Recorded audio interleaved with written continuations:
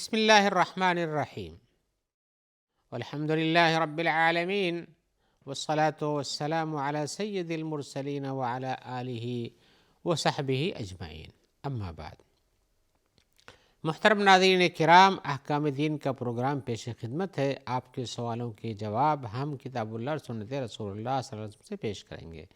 تو آج کا پہلا سوال ہے، ہمارے بھائی پوچھ رہے ہیں کہ کیا ہم جو حج کرتے ہیں اور کئی بار حج کر لیتے ہیں، تو کیا پہلا حج یہی فرض ہوتا ہے، بقیہ سب سنت ہو جاتا ہے کہ سب کا شمار فرض حج میں ہوتا ہے؟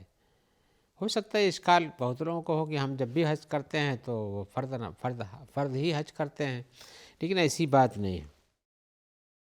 اور دوسرے ان کا سوال یہ ہے کہ کیا ہم جب دوبارہ حج کرتے ہیں تو پہلے حج میں اگر کچھ کمی رہ گئی تھی، اس میں کچھ تکلیف ہو گئی کسی چیز کی، یا کہ ہم سے غلطیاں ہو گئی ہیں، تو دوسرا حج کر لینے کے بعد اس حج کی غلطیوں کا تدارک ہو جاتا ہے؟ جیسے کسی کو گالی دے دیا، کسی کو جھگڑا کر لیا، جبکہ حدیث میں یہ ہے، قرآن مجید میں ہے کہ فلا رفث ولا فسوق ولا جدال فی الحج، حج کے اندر نہ تو بری بات بکو، نہ کسی جھگڑا کرو، اور نہ غلط کام کی طرف جاؤ۔ تو جب وہاں ایسا ہو گیا ہے تو کیا دوسرا حج کر لینے کے بعد پہلے والے حج کی تلافی ہو جاتی ان کاموں کی؟ تو ہم جواباً کہیں گے کہ بھائی، اولاً پہلا حج جو آپ کرتے ہیں یہی حج فرض ہوتا ہے، اس لیے کہ جو آدمی حج فرض نہ کیا ہو وہ نفلی حج نہیں، اس لیے ہم دوسرے کو نفلی حج کہا کرتے ہیں نا، نفلی حج نہیں کر سکتا ہے۔ تو گویا کہ اس کے بعد دوسرے حج یہ نفلی ہو جاتے ہیں، سنت ہو جاتے ہیں۔ آپ دوبارہ 2 بار حج کر سکتے ہیں، 3 بار حج کر سکتے ہیں، اس میں کچھ حرج نہیں ہے۔ لیکن جب سے جو اسلام کا حج مفروض ہے وہ پہلا ہی حج مانا جاتا ہے، اور دوسری بار جو آپ حج کرتے ہیں اس کا فائدہ یہ ہے کہ آپ کے گناہ اور بھی جھڑ جاتے ہیں۔ جیسے حج کرنے کے بعد بھی آپ کی زندگی سال بھر کے بعد تو گزرتی ہے، تبھی تو حج آتا ہے۔ اس سال بھر کے بیچ میں آپ کے جو گناہ ہو جاتے ہیں، یہ گناہ بھی حج کرنے سے مٹ سکتے ہیں۔ اس لیے کہ حج کا فائدہ یہ، اگر آپ کا یہ دوسرا حج بھی قبول ہو گیا عند اللہ، پہلا حج تو آپ کا فرض تھا وہ قبول ہو جائے، بہت بہتر ہے۔ اگر دوسرا حج قبول ہو گیا تو آپ کے گناہ ایسے مٹ جاتے ہیں جو ایسا کہ آپ ابھی نئے پیدا ہوئے ہیں۔ تو گناہوں کے مٹانے کا ایک ذریعہ بنتا ہے، اور اسی طرح سے جب وہ گناہوں کے مٹانے کا ذریعہ ہے تو بلا شبہ انسان کو اس طرح سے اپنے بارے میں ہی سوچنا چاہیے کہ حج کرنے سے، دوبارہ حج کرنے سے ہمارے گناہ مٹائے جاتے ہیں، اور اس طرح سے پہلا حج ہی ہمارا فرض ہوتا ہے، دوسرے حج یہ سب نفلی اور سنت کے ہوتے ہیں، لیکن گناہ مٹتے ہیں، اس پہ کوئی شک نہیں ہے۔ اس لیے کہ آدمی کے نفلی کام کرنے کے فوائد ہیں۔ آپ نے شاید سنا ہوگا، یہ بات بتائی بھی جاتی ہے کہ آدمی روزہ رکھتا ہے تو صدقہ فطر ادا کرتا ہے، صدقہ فطر ادا کرنے سے اس کے جو گناہ ہو جاتے ہیں، کچھ تھوڑے موڑے روزے کے اندر کمی رہ جاتی ہے، اس کی کمی کو پورا کیا جاتا ہے۔ حدیث میں یہ بھی آیا ہے کہ آدمی جب نوافل پڑھتا ہے تو نوافل سے اس کے فرائض میں جو کمی ہوتی ہے وہ پوری کر دی جاتی ہے۔ آئیے اس سلسلے میں ایک حدیث بھی سنا دیتے ہیں جس سے آپ کو اس کا اندازہ ہوگا۔ حدیث میں آیا ہوا کہ سب سے پہلے جو لوگوں کا قیامت کے دن اعمال کا حساب و کتاب ہوگا، اس میں سب سے پہلے نماز ہوگی۔ تو اللہ تعالیٰ فرمائیں گے فرشتوں سے، اور اللہ تعالیٰ بہتر جانتے ہیں، کہ کہیں گے انظروا فی صلاۃ عبدی اتمھا ام نقصھا، میرے بندے کی نماز کے بارے میں حساب کر کے دیکھو کیا صحیح نماز پڑھا ہے، یا ہے کہ ان کو کم کر کے، یعنی پوری نماز نہیں پڑھا، ناقص درجے کی رہ گئی ہے۔ فَإِن كَانَتْ تَامَّةً كُتِبَتْ لَهُ تَامَّةً، اگر اس کی نماز پوری صحیح انداز کی تھی تو پوری صحیح نماز کا درجہ لکھ دیا جائے گا۔ وَإِن كَانَتْ انتقص منها شيء قال، اور اگر اس نے اپنی نماز میں، جس فرض نماز کی ادائیگی میں کچھ کمی کیا ہے، تو اللہ تعالیٰ فرمائیں گے انظروا هل لعبدی من تطوع، دیکھو کیا میرے بندے کے پاس کچھ نفلی کام بھی ہے۔ فَإِن كَانَ لَهُ تَطَوُّعٌ قال، اگر اس کے پاس نفلی کام ہے، نفلی نمازیں ہیں، تو اللہ فرمائیں گے اتموا لعبدی فریضتہ من تطوعہ، اتموا لعبدی فریضتہ من تطوعہ، میرے بندے کی فرض کام میں کمی کو اس کے نفلی کاموں سے پورا کر دو۔ ثم تؤخذ الاعمال علی ذلک، اور اس کے بعد اعمال کا اسی انداز سے حساب ہوگا۔ یعنی اگر روزے میں کمی ہے تو روزے کی کمی جس سے پوری، اس سے پوری، حج میں کمی تو حج کے ذریعے سے اس کی کمی ہو سکتی ہے، یا دوسری نیکیوں کے ذریعے ہو سکتی ہے، اسی انداز سے ہوگا۔ یہ حضرت ابو ہریرہ کی حدیث ہے جو مسند احمد میں ہے، سنن نبی داؤد وغیرہ میں ہے، اور یہ حدیث صحیح ہے۔ تو جیسے آدمی کے کاموں میں کمی رہ جاتی ہے، زکوٰۃ دینا ہو، حج کرنا ہو، روزہ رکھنا ہو، نماز پڑھنا ہو، اور بھی بہت سارے کام، جتنے بھی نیکی کام ہیں، جو اگر اتم درجے پر نہیں پورے ہوتے ہیں تو دوبارہ کرنے سے اس طرح کی نیکی کے یا کہ اور دیگر طرح کی نیکیاں کرنے سے اس کے نقص جو ہوتے ہیں اپنے نیک کاموں کے فرائض میں، وہ پورے کر دیے جاتے ہیں۔ لہذا حج بھی دوبارہ کرنے سے آپ کے حج کے اندر جو گناہ ہو گئے ہیں، یا کسی طرح سے ایک سال سے دوسرے سال کے درمیان حج کے اندر جو گناہ ہو جاتے ہیں، وہ بھی مٹ جائیں گے انشاءاللہ۔ آئیے ہم ایک اور سوال کی طرف آتے ہیں۔ سوال میں ہمارے بھائی پوچھ رہے ہیں،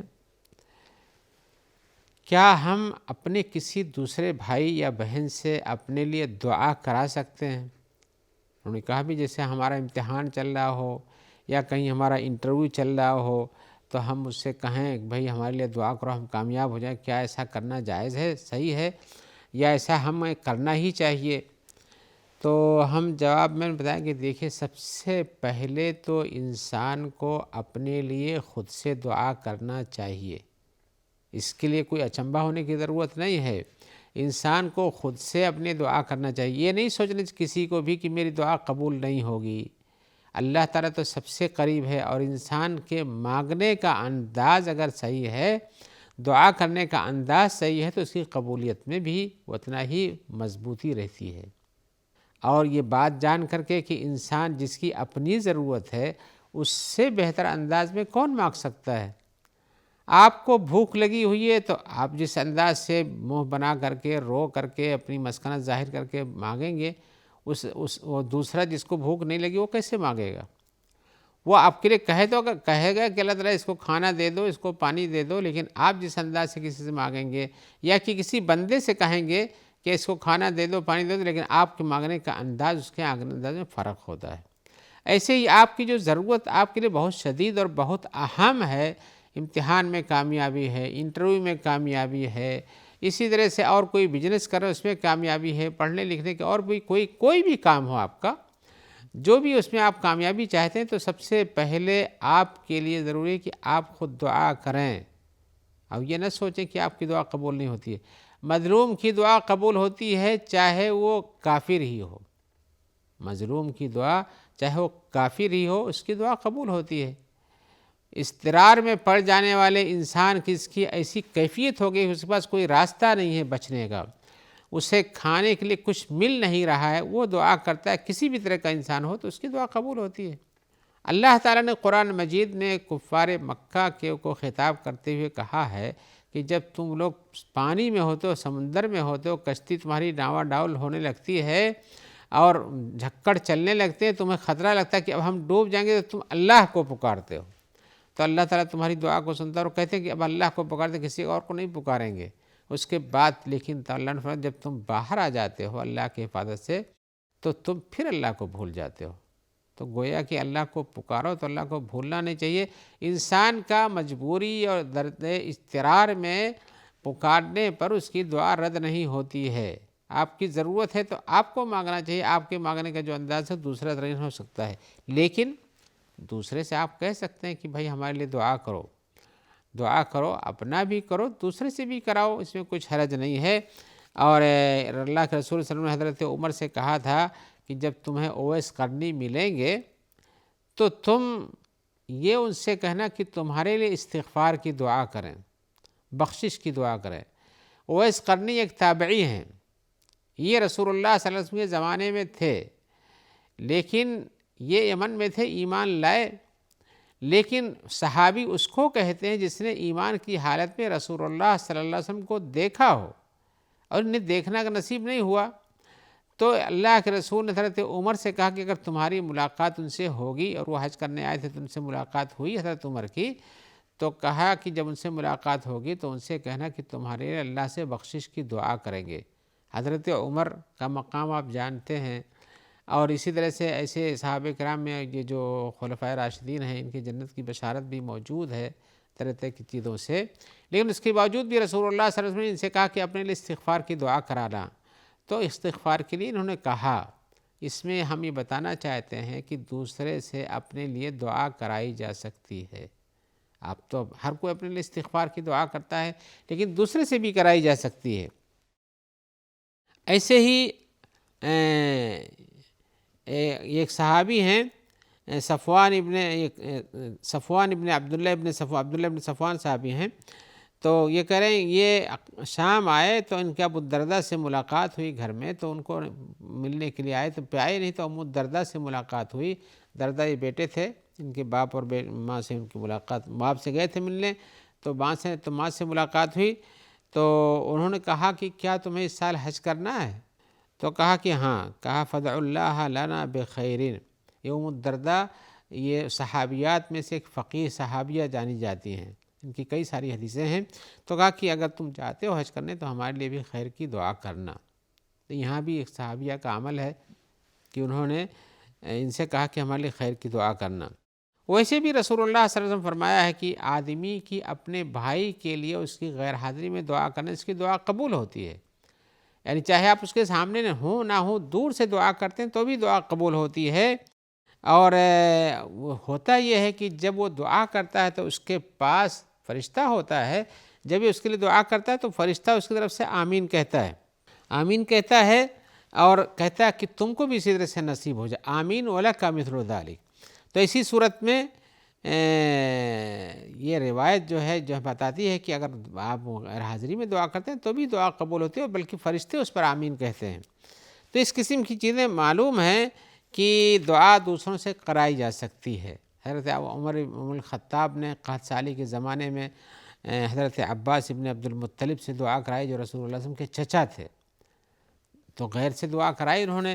تو اس طرح سے ہے، دعا کرانا چاہیے، اور اس میں کچھ حرج نہیں ہے، یہ ایک اچھا کام ہے، اور یہ دعا کرنے میں کچھ حرج نہیں پایا جاتا۔ آئیے ایک اور سوال کی طرف آتے ہیں، شاید آپ نے بھی سنا ہوگا۔ سوال میں پوچھ رہے ہیں کہ کیا کعبہ کی طرف نظر کر کے دیکھنا یہ عبادت ہے کہ یا نہیں ہے؟ سوال تو اپنی جگہ پر آپ نے سنا ہوگا کہ بہت سے لوگ کہتے ہیں کعبہ کی طرف دیکھنا عبادت ہے، چونکہ اس سلسلے میں کئی روایتیں لوگوں نے بیان کی ہیں، اس بنیاد پر یہ بات کتابوں میں پھیلی ہوئی ہے۔ تو اس سلسلے میں حضرت عائشہ کی ایک روایت ہے، انہوں نے کہا گیا کہ النظر الی الکعبۃ عبادۃ، کعبہ کی طرف دیکھنا عبادت ہے، لیکن کسی بھی روایت کے وجود سے اس بات کا اندازہ نہیں ہوتا جب تک اس کی سند کا پتہ نہ ہو۔ سند اس کی صحیح نہیں ہے، ضعیف روایت ہے، بلکہ منکر روایتیں ہیں، تو لہذا اس پر جو ہے بھروسہ نہیں کیا جا سکتا ہے۔ جو حدیث صحیح نہیں ثابت نہیں ہوئی ایک رسول کے فرمان سے، بیان کرنے والے بیچ میں جھوٹے اور کذاب لوگ آ گئے، تو کیسے اس کو مانا جا سکتا ہے؟ رسول کی حدیث کو ماننے کے لیے بیان کرنے والوں کا بھی صحیح ایماندار اور اعتماد کا آدمی ہونا چاہیے۔ حضرت ابو ہریرہ سے بھی اس سلسلے میں ایک روایت لوگوں نے نقل کیا ہے کہ 5 چیزیں عبادت میں سے ہیں، ان میں سے ایک کم کھانا کھاؤ، مسجد میں بیٹھو، کعبہ کی طرف نگاہ رکھو، اور قرآن مجید میں دیکھو، اور ایسے ہی کسی عالم کا چہرہ دیکھو۔ یہ سب دیکھنے سے متعلق ہے، یعنی ایک سوا کھانا کم کھانے کے، مسجد میں بیٹھے گا تو وہاں بھی اللہ کے بندوں کو دیکھے گا ہی، کعبہ دیکھنا، مصحف میں دیکھنا، اللہ نیک عالم کے چہرے کو دیکھنا۔ لیکن یہ حدیث بھی بہت ضعیف ہے، بہت زیادہ، بلکہ اس حدیث کو منکر شمار کیا، اور منکر حدیث قابل قبول نہیں ہوتی ہے۔ ایسے ہی کچھ لوگوں کے آثار بھی اس سلسلے میں نقل کیا تھا تابعین سے، صحابہ کرام سے تو یہ حدیثیں بیان کی گئی ہیں، اور کچھ ایک آدھ صحابہ سے بھی، کہ انہوں نے کہا کہ کعبہ کی طرف دیکھنا عبادت ہے۔ ایسے ہی ابو الصائب مدنی کی بات ہے، ایسے ہی عطا سے بھی نقل کیا گیا ہے کہ وہاں خانہ کعبہ کی طرف دیکھنا عبادت ہے، تو طاؤس سے بھی نقل کیا گیا ہے۔ لیکن ان سب کو ہم بتاتے ہوئے بتانا چاہتے ہیں کہ یہ ساری چیزیں جو ان سے نقل کی گئی ہیں، ان کی سندیں صحیح نہیں ہیں، اور اگر تابعین کی بات ہم صحیح بھی مان لیں تو اس سے ہم ایک عبادت کو ثابت کرنے کے لیے تابعین کی بات سے ثابت نہیں کرتے، بلکہ عبادت تو رسول اللہ صلی اللہ علیہ وسلم کے فرمان سے اور صحابہ کرام کے عمل اور فرمان سے ثابت ہوتی ہے۔ تو یہاں ایسی کوئی چیز حاصل نہیں ہے۔ تو یہ ان چیزوں میں حقیقتاً مبالغے سے کام لیا گیا ہے کہ کعبہ کی طرف دیکھو تو عبادت ہو جاتی ہے۔ کعبہ کی طرف دیکھنے کے لیے عبادت میں کچھ لوگوں نے یہاں تک کہا کہ اگر آپ وہاں حرم شریف میں نماز پڑھتے ہیں تو اپنی نگاہ کعبہ پہ رکھو، جبکہ یہ حدیثوں میں آیا، اس سے پتہ چلتا ہے کہ اپنی آدمی کو اپنی نگاہ جہاں سجدہ کرتا ہے وہاں رکھنا چاہیے۔ تو جو چیز ثابت ہے اس کو چھوڑا کر کے کہتے ہیں کعبہ کی طرف دیکھو، ان روایتوں کی بنیاد پر جن کا کوئی ثبوت ہی صحیح نہیں ملتا ہے۔ تو حقیقتاً کعبہ کی طرف دیکھنا اس طرح سے سجدے کی حالت، نماز کی حالت میں، اس کا کوئی ثبوت نہیں پایا جاتا ہے۔ ویسے آپ بیٹھے ہوئے ہیں، کعبہ کی طرف دیکھتے ہیں اور یہ سوچتے ہیں، اس پہ غور کرتے ہیں، اللہ کی ایک عظیم چیز پر نظر رکھتے ہیں اور اس کی تعظیم کے لیے دیکھتے ہیں، تو یہ اپنی جگہ سے ایک الگ قسم کی عبادت ہوئی۔ تعظیم کرنا اور من یعظم شعائر اللہ جو ہے، یہ تعظیم شعائر اللہ کرنا چاہیے، یہ صحیح ہے، لیکن اس کو نماز کی حالت میں بھی عبادت بنا دینا یہ صحیح نہیں تھا، اور اس سے کوئی ثبوت نہیں ملتا کہ وہ عبادت میں اضافہ ہو جاتا ہے۔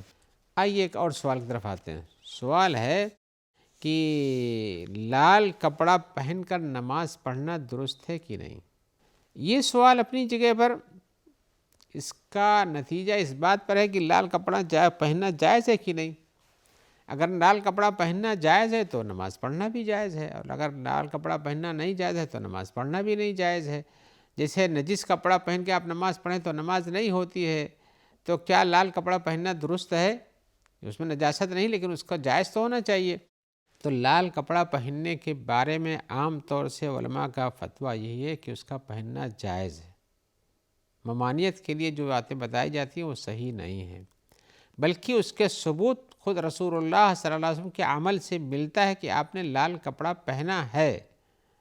آئیے ہم آپ کو ایک دراصل جو بخاری کی روایت ہے کہتے ہیں، برا ابن عازب کہتے ہیں کہ ہم نے رسول اللہ صلی اللہ علیہ وسلم کو دیکھا، چوڑے بدن کے تھے اور آپ کے کم کندھے کے درمیان فاصلہ تھا، یعنی چوڑا کندھا بھی تھا، اور آپ کا بال آپ کے کان کے یہاں تک پہنچتا تھا، اور ایسے ہی ہم نے ان سے بہتر نہیں کسی دیکھا۔ آپ جس حالت میں دیکھا، آپ لال قسم کا جوڑا پہنے ہوئے تھے۔ تو ایسی صورت میں لال پہننے کا ثبوت ملتا ہے۔ اس سلسلے میں اور بہت ساری روایتیں ہیں، اور جن لوگوں نے منع کیا اس کے کیا اسباب ہیں، ان پر غور کرنے کے لیے ہمیں کچھ مزید وقت کی ضرورت پڑے گی، تاکہ ہم بتا دیں کہ کس بنیاد پہ لوگوں نے اس کو روکا ہے، اور جن لوگوں نے منع کیا اور جو لوگ کہتے ہیں جائز ہے ان کے پاس کیا دلیلیں ہیں۔ لیکن اس تفصیل کو جاننے کے لیے ہم آپ سے کسی اور حلقے میں ملاقات پہ بتائیں گے، جس سے پتہ چلے گا کہ لال کپڑا پہننے کی کیا دلیل ہے اور ممانعت کرنے والوں کے کیا اسباب ہیں۔ جب تک کے لیے ہم دعا کرتے ہیں کہ اللہ تعالیٰ آپ کو خیر سے رکھے، اور اس طرح سے آپ کو اپنی عافیت میں رکھے۔ جو لوگ آپ تک اس پروگرام کے پہنچانے میں تعاون کرتے ہیں، اللہ تعالیٰ ان سب کی مدد فرمائے، اور جو لوگ بیمار ہیں اللہ تعالیٰ ان سب کو شفا عطا فرمائے۔ والسلام علیکم ورحمۃ اللہ وبرکاتہ۔